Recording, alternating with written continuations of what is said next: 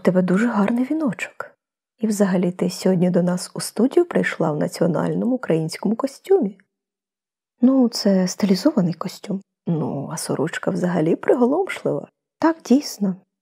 Ця сорочка дуже старовинна, їй немає ціни. Їй близько 100 років. Поглянь, яка чудова ручна вишивка. А поглянь, які рукави. Це не просто рукави. Це мовби крила. Всім привіт! Ви на Блондині. Настав час розставити всі крапки над і назвати речі своїми іменами. Отже, щоб не плутатися, я Інеса, а я Інна. Ми дуже схожі одна на одну.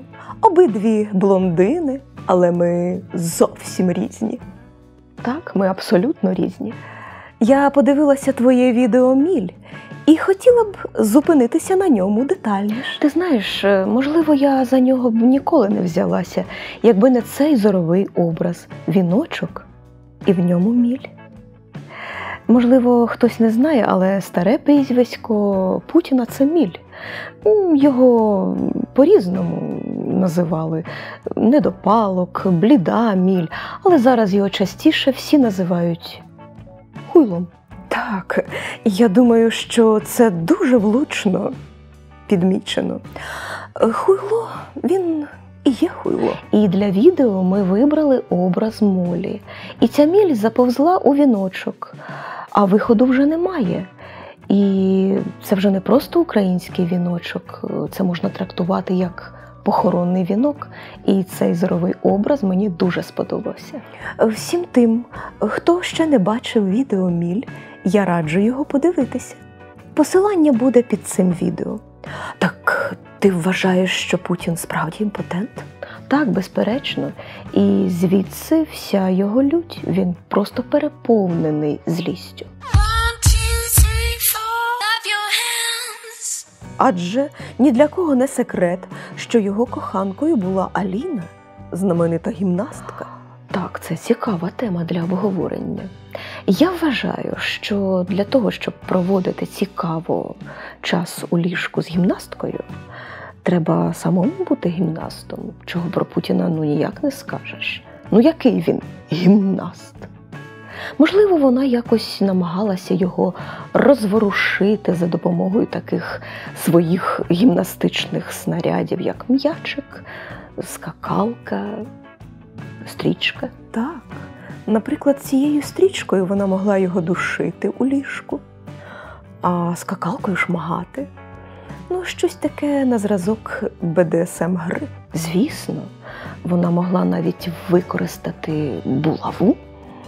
А ти уявляєш, що вона могла робити з 2 булавами?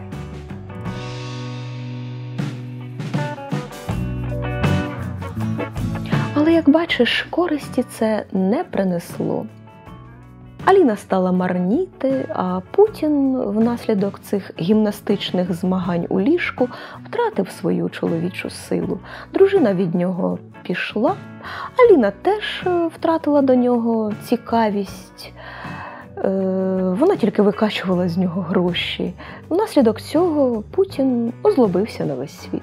Але ж ходили наполегливі чутки, що Путін захоплювався хлопчиками. Так, така інформація була. І уяви собі, якось він навіть не втримався і привселюдно поцілував хлопчика у животик. Уяви собі, який цинізм.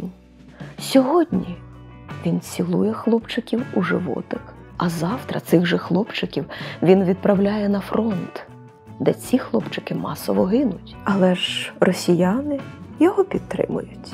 Росіяни дуже специфічні. На жаль, їм подобаються такі, як Путін. А що ти скажеш щодо цієї історії з валізами? Кажуть, що Путін, я перепрошую, справляє свою потребу в чемодан, щоб ця потреба не потрапила на аналізи і щоб ніхто не зміг встановити, яка у Путіна справжня хвороба. А я тобі і так скажу, без всяких аналізів, яка у нього хвороба. Крім імпотенції, він ще хворий на шизофренію. І потім життя Путіна завжди було тісно пов'язане з валізами.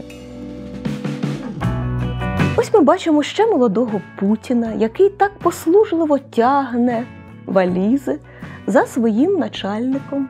Це колишній мер Петербурга. Ось погляньте. Це Путін. А ось ми бачимо, що вже за Путіним несуть валізу. Виявилося, що в Росії за допомогою валізи можна зробити карколомну кар'єру.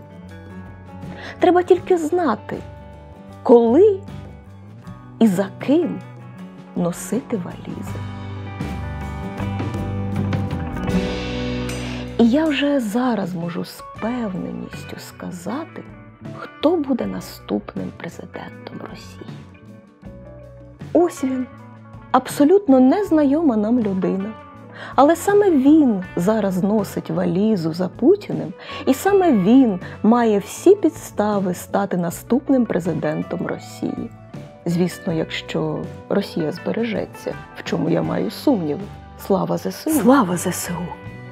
Слава ЗСУ!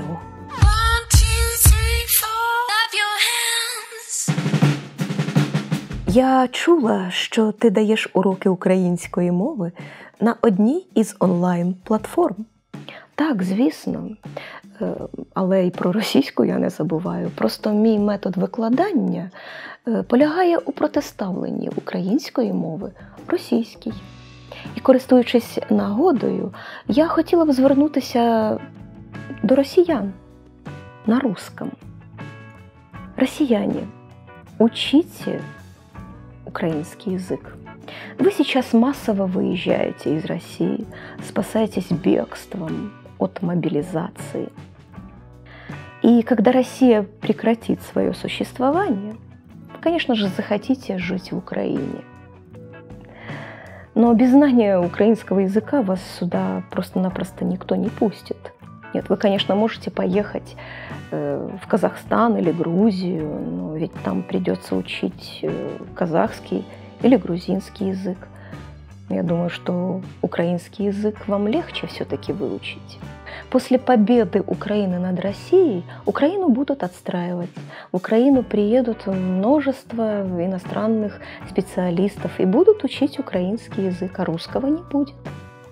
И сегодня уже многие русскоговорящие туристы жалуются, что их просто-напросто бьют за границей.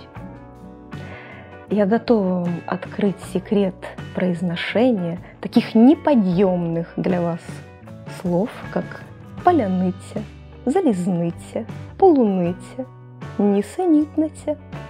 Так что ссылку на свою страницу я оставлю. И так и быть, помогу вам в изученні української мови. Ти знаєш, мені здається, що свої відео на YouTube-каналі Блондина таки доведеться переозвучити і записати їх українською мовою. Можливо, я займуся цим найближчим часом. Отже, я нагадую, що сьогодні у нас в гостях була Блондина, вона ж Інна.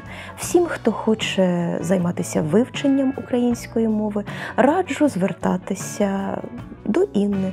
Я смію вас запевнити, у неї прекрасні уроки.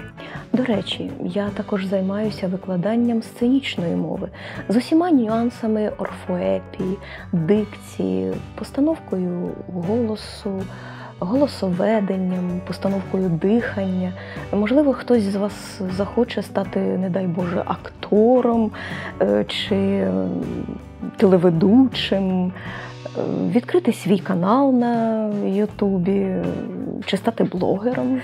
Отже, посилання на сторінку Інни з вивчення української мови я залишу в описі. Слава ЗСУ! Слава Україні! Героям слава!